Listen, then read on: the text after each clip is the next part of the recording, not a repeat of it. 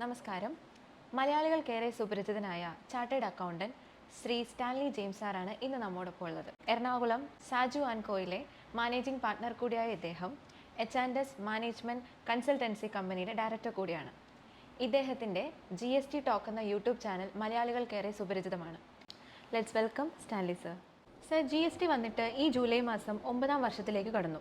ഇതുമായി ബന്ധപ്പെട്ട് ഇപ്പോഴും ബിസിനസ്സുകാർ നേരിടുന്ന ബുദ്ധിമുട്ടുകളും അതിന് വേണ്ട പരിഹാരങ്ങളും എന്തൊക്കെയാണെന്ന് പറയുമോ സർ? 2017 ജൂലൈ 1 തുടങ്ങിയാണ് GST നിയമം നിലവിൽ വന്നത്. ഇപ്പോൾ 9ാം വർഷത്തിലേക്ക് കടന്നു. ഈ കാലയളവിൽ 55 GST കൗൺസിൽ മീറ്റിങ്ങുകൾ നടക്കുകയും ആയിരക്കണക്കിന് നോട്ടിഫിക്കേഷനും സർക്കുലറും എക്സ്പ്ലനേറ്ററി സ്റ്റേറ്റ്മെൻറ്റ്സും എല്ലാം വന്നിട്ടുണ്ട്. സാധാരണ ഒരു ബിസിനസ്സുകാരനെ സംബന്ധിച്ച് ഇത് പഠിക്കുവാനും മനസ്സിലാക്കുവാനും എക്സിക്യൂട്ട് ചെയ്യുവാനും നല്ല ബുദ്ധിമുട്ടുണ്ട്. എന്നിരുന്നാലും നമുക്ക് GST നിന്നും ഒളിച്ചോടാൻ സാധിക്കില്ല. അത് വൃത്തിയായിട്ട് പഠിച്ച് അതനുസരിച്ച് വേണം GST റിട്ടേൺ ഫയൽ ചെയ്യുവാനും അസസ്മെൻറ്റും ഓഡിറ്റും എല്ലാം നടത്തി വരുവാൻ. ഇനി ഇതിൻ്റെ ബുദ്ധിമുട്ടുകൾ എന്ന് പറഞ്ഞാൽ, ഈ നിയമം നിലവിൽ വന്നിട്ട് ഇപ്പോൾ 9 വർഷമായെങ്കിലും ഒരു ട്രൈബ്യൂണൽ ഇതുവരെയും എസ്റ്റാബ്ലിഷ് ചെയ്ത് പ്രവർത്തനം ആരംഭിച്ചിട്ടില്ല. അപ്പോൾ നിങ്ങൾ ചോദിക്കും എന്താണ് ട്രൈബ്യൂണൽ എന്ന്. ഒരു GST നമ്മൾ റിട്ടേൺസ് ഫയൽ ചെയ്തിട്ട് അതിൻ്റെ അസസ്മെൻറ്റ് കഴിയുമ്പോൾ നമുക്കൊരു ഓർഡർ കിട്ടുന്നു. ആ ഓർഡറിന് അഗൻസ്റ്റ് നാച്ചുറലായിട്ട് നമ്മൾ ഡിസ്പ്യൂട്ട് ഉണ്ടെങ്കിൽ നമ്മളൊരു അപ്പീൽ ഫയൽ ചെയ്യും. അതിനെയാണ് ജോയിൻറ്റ് കമ്മീഷണർ അപ്പീൽസിൻ്റെ മുമ്പിൽ ഫസ്റ്റ് അപ്പീൽ എന്ന് പറയും. അതിലും നമ്മൾ തൃപ്തിപ്പെട്ടില്ല, അല്ലെങ്കിൽ നമ്മുടെ ഡിമാൻഡ്സോ നമ്മുടെ ഗ്രീവൻസ് ഒരു സൊല്യൂഷൻ കിട്ടിയില്ലെങ്കിൽ സ്വാഭാവികമായിട്ടും നമ്മൾ ഹയർ അതോറിറ്റീസിലോട്ട് പോകും. അതിനെയാണ് ട്രൈബ്യൂണൽ എന്ന് പറയും. ഇന്ത്യയിൽ ഒരു സംസ്ഥാനത്തും നാളിതുവരെ ട്രൈബ്യൂണൽ വരുന്നു എന്ന് പറഞ്ഞതല്ലാതെ പ്രവർത്തനം ആരംഭിച്ചിട്ടില്ല. അത് ഇപ്പോഴുമുള്ളൊരു ന്യൂനതയാണ്. എത്രയും വേഗം കേന്ദ്ര ഗവൺമെൻറ് അത് പ്രാബല്യത്തിൽ കൊണ്ടുവരിക എന്നുള്ളതാണ് ഏറ്റവും പ്രധാനപ്പെട്ടൊരു കാര്യം. മറ്റൊരു ബുദ്ധിമുട്ട് വ്യാപാരികൾ നേരിടുന്നത് റേറ്റിൻ്റെ ചേഞ്ചാണ്. നിങ്ങൾക്കറിയാം, ഓരോ GST കൗൺസിൽ കൂടുമ്പോഴാണ് അവരുടെ ശുപാർശ പ്രകാരമാണ് GSTയുടെ റേറ്റുകൾ മാറുന്നത്.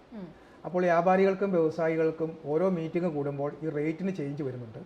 അത് പ്രാബല്യത്തിലാക്കാൻ അവർക്ക് വളരെ ബുദ്ധിമുട്ടുണ്ട്. കാരണം ഒരു സ്പെസിഫിക് ഡേറ്റ് എന്ന് പറയുന്നത് നോട്ടിഫൈ ചെയ്ത് വരികയാണ്. ഒരു GST കൗൺസിൽ മീറ്റിംഗ് കൂടി അവർ റെക്കമെൻഡ് ചെയ്തതനുസരിച്ച് ഗവൺമെൻറ് നോട്ടിഫൈ ചെയ്യുക. സേ ഫോർ എക്സാമ്പിൾ, ഇപ്പോൾ ജൂലൈ 15 തുടങ്ങി പ്രാബല്യത്തിൽ വന്നു. റേറ്റ് 12 ഇരുന്ന് ചിലപ്പോൾ 5 ആവും, 5 ഇരുന്ന് 1 ആവും. നിങ്ങൾക്കറിയാമല്ലോ, മെയിനായിട്ട് 5 ടൈപ്പ് ടാക്സുകളാണുള്ളത്. മൊത്തം എക്സംപ്റ്റഡ് ആയിട്ട് 0%, 1%, 5, 12, 18, 28 ഇങ്ങനെ ഡിഫറെൻറ്റ് ടൈപ്സ് ഓഫ് ടാക്സസ് ഉണ്ട് നിലവിൽ. അപ്പോൾ ഈ റേറ്റ് അടിക്കടി മാറുമ്പോൾ അത് വളരെ ബുദ്ധിമുട്ടുണ്ട്. അതിന് ഞാൻ റെക്കമെൻഡ് ചെയ്യുന്നൊരു പ്രപ്പോസൽ, കേന്ദ്ര ഗവൺമെൻറ് ഒരൊറ്റ ബഡ്ജറ്റ് മാത്രമേ പുറപ്പെടുവിക്കുന്നുള്ളൂ. നാച്ചുറലി അത് മിക്കവാറും മാർച്ച്, ഏപ്രിൽ അല്ലെങ്കിൽ മെയ് മാസമായിരിക്കും ഒരു സാമ്പത്തിക വർഷം. അപ്പോൾ ബഡ്ജറ്റുമായിട്ട് ബന്ധപ്പെട്ട് മാത്രം വേണം ഈ റേറ്റ് ചേഞ്ച് പ്രഖ്യാപിക്കുവാൻ.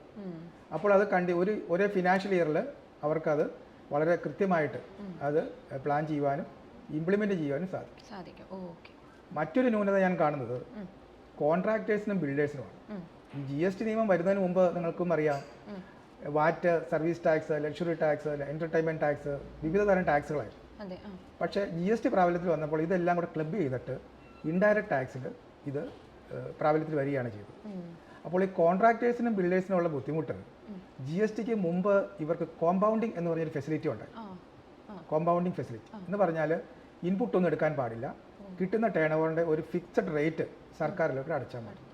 ഒരു എക്സാമ്പിൾ പറഞ്ഞാൽ, ഒരു കോൺട്രാക്ടർ ഒരു കെട്ടിടം പണിയാണ്, 1 കോടി രൂപ. അപ്പോൾ 4% GST എന്ന് പറഞ്ഞാൽ, അല്ലെങ്കിൽ വാറ്റ് എന്ന് പറഞ്ഞിരുന്നെങ്കിൽ 4% അടയ്ക്കുക, ഇൻപുട്ടൊന്നും എടുക്കാൻ പാടില്ല, കാര്യം തീർന്നു. പക്ഷേ ഇപ്പോൾ നിലവിൽ ആ സംവിധാനം ഇല്ല. അതിന് പകരം എന്താണ്, ഇൻപുട്ട് ഔട്ട്പുട്ട് മെക്കാനിസമാണ്. പർച്ചേസ് ചെയ്യുന്ന മെറ്റീരിയൽസിൻ്റെയും ഗുഡ്സിൻ്റെയും സർവീസിൻ്റെയും ഇൻപുട്ട് എടുക്കാം, ഔട്ട്പുട്ട് കൊടുക്കണം, അതിൻ്റെ റിട്ടേൺ ഫയൽ ചെയ്യണം, ആനുവൽ റിട്ടേൺ ഉണ്ട്, ഓഡിറ്റ് ഉണ്ട്. അങ്ങനെ കുറച്ചും കൂടി അത് ടൈം കൺസ്യൂമിംഗ് ആയിട്ടുള്ള ഒരു പ്രൊസീജിയറായിട്ട് മാറി.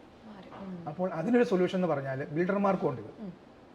അപ്പോൾ ബിൽഡേഴ്സിനും കോൺട്രാക്ടേഴ്സിനും നമുക്ക് കൊടുക്കാവുന്ന ഒരു റെക്കമെൻഡേഷൻ ഗവൺമെൻറ്റിന് ചെയ്യാവുന്നത് കോമ്പൗണ്ടിങ് എന്നുള്ള ഫെസിലിറ്റി കൂടെ കൊടുക്കുക, ഒരു ഓപ്ഷൻ പോലെ. അപ്പോൾ ഇപ്പോൾ ഇൻപുട്ട് ഔട്ട്പുട്ട് മെക്കാനിസമേ ഉള്ളൂ. അപ്പോൾ കോമ്പൗണ്ട് ചെയ്യുന്നവർക്ക് അങ്ങനെ ചെയ്യാം, ഇല്ലാത്തവർക്ക് ഇൻപുട്ട് ഔട്ട്പുട്ട് മെക്കാനിസത്തിലും റിട്ടേൺ ഫയൽ ചെയ്യാം. ഇത് നല്ലൊരു നിർദ്ദേശമായിട്ട് ഞാൻ കരുതുന്നു. കേന്ദ്ര ഗവൺമെൻറ് ഇത് ബഡ്ജറ്റുമായിട്ട് ബന്ധപ്പെട്ട് ചർച്ച ചെയ്തിട്ട് മാത്രമേ ഇത് ഇംപ്ലിമെൻറ്റ് ചെയ്യുവാൻ സാധിക്കും. സാധിക്കുള്ളൂ. ഓക്കെ. ഈ 2 പ്രപ്പോസലോടെ കഴിഞ്ഞാൽ തീരും. മറ്റൊരു ബുദ്ധിമുട്ട് റിട്ടേൺ ഫയൽ ചെയ്യുമ്പോഴാണ്.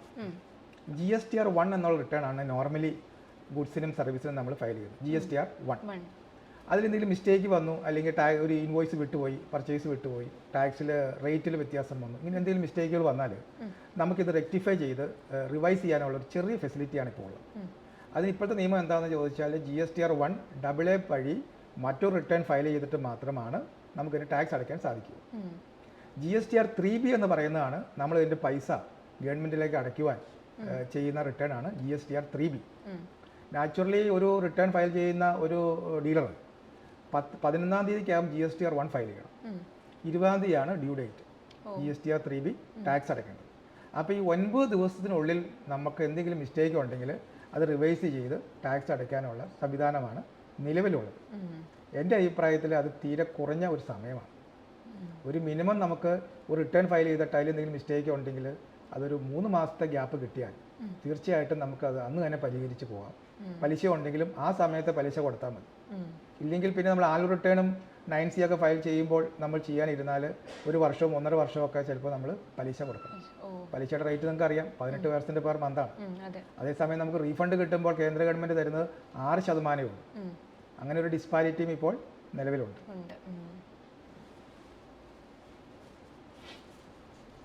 മറ്റൊരു ഇമ്പോർട്ടൻ്റ് പ്രപ്പോസൽ എനിക്ക് പറയാനുള്ളത് ആംനസ്റ്റി സ്കീമാണ്. കേന്ദ്ര ഗവൺമെൻറ് GST നിയമം വന്നപ്പോൾ വളരെ വ്യക്തമായിട്ട് പറഞ്ഞിരുന്നു, തുടക്കത്തിലെ റിട്ടേൺസ് എല്ലാം ഫയൽ ചെയ്യുമ്പോൾ എന്തെങ്കിലും ബുദ്ധിമുട്ടുകൾ വന്നാൽ അത് നമുക്ക് അതിൻ്റെ ഇൻട്രസ്റ്റും പെനാൽറ്റിയും എല്ലാം ഒഴിവാകും, ഡീലർ ഫ്രണ്ട്ലി ആയിരിക്കും, വലിയ ഹറാസ്മെൻ്റ് ഒന്നും കാണില്ല എന്ന് പറഞ്ഞു.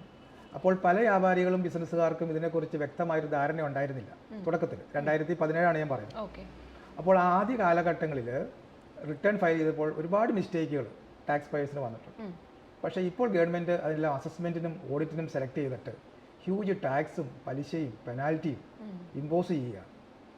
അപ്പോൾ ഇതുമായി ബന്ധപ്പെട്ട് നമ്മൾ പല ഫോറത്തിലും ഗ്രീവൻസ് ആയിട്ടും അല്ലാതെയും നമ്മൾ റിക്വസ്റ്റ് കൊടുത്തിരുന്നു.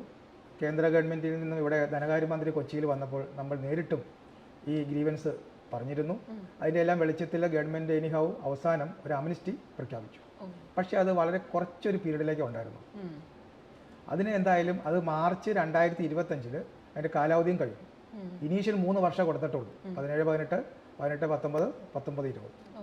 അപ്പോൾ അതിൽ നമുക്ക് കൊടുക്കാവുന്ന ഒരു പ്രപ്പോസൽ ഒരു 4 വർഷമെങ്കിലും നമ്മൾ ഈ അമ്നിസ്റ്റി സ്കീം വീണ്ടും ഇൻട്രൊഡ്യൂസ് ചെയ്യുക, കുറച്ച് സമയവും കൂടി കൊടുക്കുക. അപ്പോൾ ഇനീഷ്യലായിട്ട് വന്നതിൻ്റെ അകത്ത് ടാക്സ് മാത്രം അടച്ചാൽ മതി, ഇൻട്രസ്റ്റും പെനാൽറ്റി അടയ്ക്കേണ്ട. അത് വ്യാപാരികൾക്കും വ്യവസായികൾക്കും വലിയൊരു ആശ്വാസമായിരിക്കും എന്നുള്ളതിൽ യാതൊരു സംശയവും. സർ, ടാക്സുകൾ പലതരമുണ്ട്. അത് പ്രധാനമായിട്ടും ഇപ്പോൾ ഏതൊക്കെ ടൈപ്പ് ഓഫ് ടാക്സുകളാണ് ഇപ്പോൾ നിലവിലുള്ളത്, അതിനെക്കുറിച്ചൊന്ന് ബ്രീഫ് ചെയ്യാമോ സർ? യെസ്, നമുക്ക് ടാക്സ് ഇന്ത്യയിലെ നിയമം അനുസരിച്ച് പ്രധാനമായിട്ടും 2 ടൈപ്പ് ടാക്സാണ്. ഒന്നിനെ ഡയറക്റ്റ് ടാക്സ് എന്ന് പറയും. അതിൻ്റെ ഏറ്റവും നല്ല എക്സാമ്പിൾ ഇൻകം ടാക്സാണ്. ഇപ്പം നിങ്ങളൊരു സ്ഥാപനത്തിൽ ജോലി ചെയ്യുകയാണെങ്കിൽ സാലറി കിട്ടും. സാലറി കിട്ടുമ്പോൾ നേരിട്ടാണ് നിങ്ങൾ ഗവൺമെൻറ്റിലേക്ക് അതിൻ്റെ ടാക്സ് അടയ്ക്കുന്നത്. ഇപ്പം നിങ്ങളുടെ എംപ്ലോയർ TDS എന്തെങ്കിലും പിടിച്ചിട്ടുണ്ടാവും. TDS അറിയാമല്ലോ. അപ്പോൾ TDS എല്ലാം പിടിച്ച് ബാക്കിയുള്ള തുക പേയബിൾ ആയിട്ടുണ്ടെങ്കിൽ നമ്മളത് ഇൻകം ടാക്സിൻ്റെ പോർട്ടലിൽ കയറി നേരിട്ട് ഗവൺമെൻറ്റിലേക്ക് നമ്മൾ അടയ്ക്കുകയാണ്. അതിനെയാണ് ഡയറക്റ്റ് ടാക്സ് എന്ന് പറയുന്നത്. രണ്ടാമത്തെ വിഭാഗം ഇൻഡയറക്റ്റ് ടാക്സ് ആണ്. എന്ന് പറഞ്ഞാൽ അത് ഇൻഡയറക്റ്റ് ആയിട്ട് തന്നെയാണ് ഗവൺമെൻറ്റിലേക്ക് കൊടുക്കുന്നത്. ഇൻഡയറക്റ്റ് ടാക്സിനെയാണ് ഇപ്പോൾ നിലവിലുള്ള GST, goods and service tax. GSTയുടെ ഒരു എക്സാമ്പിൾ പറഞ്ഞാൽ, നിങ്ങളൊരു ഷോപ്പിൽ പോയി ഒരു മൊബൈൽ ഫോൺ മേടിക്കുകയാണ്. മൊബൈൽ ഫോൺ മേടിക്കുന്നത് സേ ഫോർ എക്സാമ്പിൾ 10,000 രൂപയുടെ ഒരു മൊബൈൽ ഫോണാണ്. 18% GST. അപ്പോൾ അതിന് 1,800 രൂപ വരും. അപ്പോൾ 11,800 രൂപ കൊടുത്ത് നിങ്ങളൊരു മൊബൈൽ ഷോപ്പിൽ നിന്ന് മൊബൈൽ ഫോൺ മേടിക്കുമ്പോൾ ആ 1,800 രൂപ ആ ഡീലറാണ് നിങ്ങളുടെ കയ്യിൽ നിന്ന് കളക്ട് ചെയ്യുന്നത്. ഇൻ ടേൺ ഡീലർ ആയിരിക്കും റിട്ടേൺ വഴി അതിൻ്റെ ടാക്സ് ഗവൺമെൻറ്റിലേക്ക് അടയ്ക്കുന്നത്. അപ്പോൾ അതിൻ്റെ വ്യക്തമായല്ലോ, കാരണം ഡയറക്റ്റ് അല്ല നമ്മൾ അടയ്ക്കുന്നത്. നിങ്ങൾ ഷോപ്പിൽ കൊടുക്കുന്നു, ഷോപ്പിലെ ഡീലറാണ് സർക്കാരിലോട്ട് പൈസ അടയ്ക്കുന്നത്. അതിനെയാണ് ഇൻഡയറക്റ്റ് ടാക്സ് എന്ന് പറയുന്നത്. പ്രധാനമായും ഇതാണ് ഇൻകം ടാക്സും GSTയുമാണ് 2 രീതിയിലുള്ള വ്യത്യസ്തമായ ടാക്സുകൾ. ചെറുകിട വ്യാപാര വ്യവസായ സമൂഹത്തിന് ഇപ്പോഴും GST നിയമം വളരെ സങ്കീർണമാണ്. ഇതുമായി ബന്ധപ്പെട്ട് എന്ത് പ്രതിവിധിയാണ് അവർക്ക് വേണ്ടി ഉണ്ടാക്കാൻ സാധിക്കുക? GST നിയമത്തിൽ നിലവിൽ ചെറുകിടക്കാർക്ക് സ്പെഷ്യലായിട്ട് യാതൊരു കൺസെഷനും ഇല്ല. എല്ലാ വ്യാപാരികൾക്കും വ്യവസായികൾക്കും ബിസിനസ്സുകാർക്കും ഒരേ നിയമമാണ്. അതിൽ നിങ്ങൾ മനസ്സിലാക്കേണ്ടത് ഗുഡ്സിനും സർവീസിനും രജിസ്ട്രേഷൻ എടുക്കാൻ ഒരു സീലിംഗ് വെച്ചിട്ടുണ്ട് ഗവൺമെൻറ് GST നിയമത്തിൽ. ഗുഡ്സ് ആണെങ്കിൽ അതിന് 40 ലക്ഷം രൂപയാണ് ഒരു സാമ്പത്തിക വർഷത്തെ ടേൺ ഓവറിൻ്റെ പരിധി. എന്ന് പറഞ്ഞാൽ 40 ലക്ഷത്തിൽ മുകളിലാണെങ്കിൽ നിശ്ചയമായും ഈ കൂട്ടർ GST രജിസ്ട്രേഷൻ എടുക്കണം. സർവീസ് ആണെങ്കിൽ അതിന് 20 ലക്ഷമാണ്. അപ്പോൾ നിങ്ങൾ ചോദിക്കും ഗുഡ്സും സർവീസും എന്താണ്? ചുരുക്കി ഒന്ന് പറയാം. ഗുഡ്സ് എന്ന് പറഞ്ഞാൽ ഇപ്പോൾ ഇരിക്കുന്ന കസേര, ചെയർ, ഈ ഫ്ലവർ, നമ്മുടെ വാച്ച്, ഡ്രസ്സ്, ഇതെല്ലാം ഗുഡ്സാണ്. സർവീസ് എന്ന് പറയുമ്പോൾ ഒരു എക്സാമ്പിൾ പറഞ്ഞാൽ ഇൻ്റർനെറ്റ് സർവീസ്, വർക്ക്സ് കോൺട്രാക്റ്റ് ഒരു സർവീസാണ്. അതുപോലെ റെസ്റ്റോറൻറ്റിൽ പോയി ഭക്ഷണം കഴിക്കുന്നത് ഒരു സർവീസാണ്. പിന്നെ ഒരു ട്രാൻസ്പോർട്ടിംഗ് ഏജൻസി സർവീസാണ്. കൊറിയർ എത്തിച്ചു കൊടുക്കുന്ന സർവീസാണ്. ഇങ്ങനെയുള്ള സർവീസുകൾക്കെല്ലാം ഒരു സാമ്പത്തിക വർഷം 20 ലക്ഷം വരെയാണ് എക്സംഷൻ ഉള്ളൂ. എന്ന് പറഞ്ഞാൽ 20 കൂടിയാൽ നിശ്ചയമായിട്ടും രജിസ്ട്രേഷൻ എടുക്കണം. ഇനി ചെറുകിടക്കാരെ സംബന്ധിച്ച് കോമ്പൗണ്ടിങ് എന്ന് പറഞ്ഞൊരു ഫെസിലിറ്റിയാണ് ഗവൺമെൻറ് ഇപ്പോൾ കൊടുത്തിട്ടുള്ളത്. കോമ്പൗണ്ടിങ് ഓപ്ഷൻ ഗുഡ്സിനാണെങ്കിൽ നിലവിലത് 1.5 കോടി രൂപ വരെ ടേൺ ഓവർ ഉള്ളവർ, ടേൺ ഓവർ എന്ന് പറയുമ്പോൾ ശ്രദ്ധിക്കണം, അഗ്രിഗേറ്റ് ടേൺ ഓവർ എന്നാണ് പറയുന്നത്. എന്ന് പറഞ്ഞാൽ ടോട്ടൽ ടാക്സബിളും നോൺ ടാക്സബിളും എല്ലാം വരും. അപ്പോൾ ടോട്ടൽ ടേൺ ഓവർ 1.5 കോടി വരെ ഉള്ളവർക്ക് 1% GST കൊടുത്ത് റിട്ടേൺ ഫയൽ ചെയ്ത് പോകാം. ഈ കൂട്ടർക്ക് ഇൻപുട്ട് എടുക്കാൻ പാടില്ല എന്നുള്ള കാര്യം പ്രത്യേകം ശ്രദ്ധിക്കണം. ഇൻപുട്ട് ഔട്ട്പുട്ട് എന്നുള്ള മെക്കാനിസം കോമ്പൗണ്ട് ചെയ്യുന്ന ഒരു ഡീലർക്കും കിട്ടത്തില്ല. അപ്പോൾ 1.5 കോടി രൂപ ടേൺ ഓവർ എന്ന് പറയുന്നത് ഒരു ചെറുകിടക്കാരെ സംബന്ധിച്ച് ചെറിയ ഫിഗറാണ്. ഇനി സർവീസിലോട്ട് വന്നാലോ, ഒരു സാമ്പത്തിക വർഷം 50 ലക്ഷമാണ് ഫിക്സ് ചെയ്തത്. എന്ന് പറഞ്ഞാൽ 50 ലക്ഷം വരെ ടേൺ ഓവർ ഉണ്ടെങ്കിൽ നമുക്ക് GST നിയമപ്രകാരം കോമ്പൗണ്ട് ചെയ്ത ടാക്സ് അടയ്ക്കാം. 6% ടാക്സ്. ഞാൻ ഏത് ടാക്സ് പറയുമ്പോഴും നിങ്ങൾ ഒരു കാര്യം മനസ്സിലാക്കേണ്ടത്, 6% എന്ന് പറയുമ്പോൾ ഇതിലെല്ലാം 2 കമ്പണൻ്റ് ഉണ്ട്. സ്റ്റേറ്റ് GSTയും സെൻട്രൽ GST. സ്റ്റേറ്റ് GST ഇതിൻ്റെ പകുതിയായിരിക്കും. 6 എന്ന് പറഞ്ഞാൽ സ്റ്റേറ്റ് GST 3%, സെൻട്രൽ GST അടുത്ത 3%. അപ്പോൾ ഗുഡ്സിന് ഞാൻ പറഞ്ഞു 1.5 കോടി രൂപ ടേൺ ഓവർ വരെ അതിൻ്റെ കൺസെഷൻ കിട്ടത്തുള്ളൂ. സർവീസിനാണെങ്കിലോ 50 ലക്ഷവും. അപ്പോൾ ചെറുകിടക്കാർക്ക് 50 ലക്ഷത്തിൻ്റെ ഒരു കോൺട്രാക്റ്റ് വർക്ക് ചെയ്താൽ അതിൻ്റെ ലാഭവും നഷ്ടവും നിങ്ങൾക്കറിയാം. അപ്പോൾ അവർക്ക് കൊടുക്കാവുന്ന ഒരു റിലീഫ് എന്ന് പറയുന്നത് ഈ പരിധി ഒന്ന് ഉയർത്തുക. അപ്പോൾ സ്മോൾ സ്കെയിൽ ഇൻഡസ്ട്രീസ് അല്ലെങ്കിൽ MSME സ്റ്റാർട്ടപ്പ് എല്ലാം വരുമ്പോൾ അവർക്കൊരു ഇനീഷ്യൽ ഒരു മോട്ടിവേഷനും ഒരു എനർജിയും നമ്മൾ കൊടുക്കാൻ ബാധ്യസ്ഥരാണ്. അപ്പോൾ അങ്ങനെ വരുമ്പോൾ തീർച്ചയായിട്ടും ഗവൺമെൻറ് ആ കൂട്ടരെ പ്രത്യേകമായിട്ട് പരിഗണിച്ച് അവർക്കുടെ രജിസ്ട്രേഷൻ്റെ സീലിംഗ് ഈ 40 ലക്ഷം എന്നുള്ളത് 1 കോടിയും 20 ലക്ഷം എന്നുള്ളത് ഒരു 75 ലക്ഷവും അല്ലെങ്കിൽ ഒപ്പമാക്കിയാലും തെറ്റില്ല, 1 കോടി എന്നുള്ളൊരു സംഭവം അവർക്ക് മാത്രം കൊടുക്കുക. അപ്പോൾ കോമ്പൗണ്ടിങ് വരുമ്പോഴും 1.5 കോടി ഗുഡ്സിനും 50 ലക്ഷം സർവീസിനെന്നുള്ളത് ഡബിൾ ആക്കുക.